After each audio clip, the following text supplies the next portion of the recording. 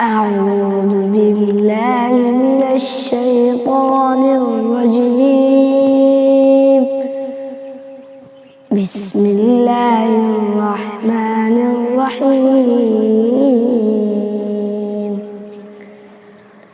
أقم الصلاة لدلوك الشمس إلى غسق الليل وقرآن الفجر إن قرآن الفجر كان مشهودا ومن الليل فتهجد به نافلة لك عسى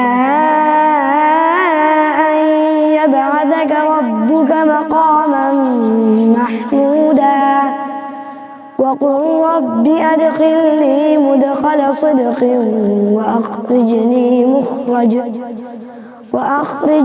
مخرج صدق واجعل لي من لدنك سلطانا نصيرا وقل جاء الحق وزهق الباطل إن الباطل كان زهوقا وننزل من القرآن ما هو شفاء ورحمة للمؤمنين ولا يزيد الظالمين إلا خسارا.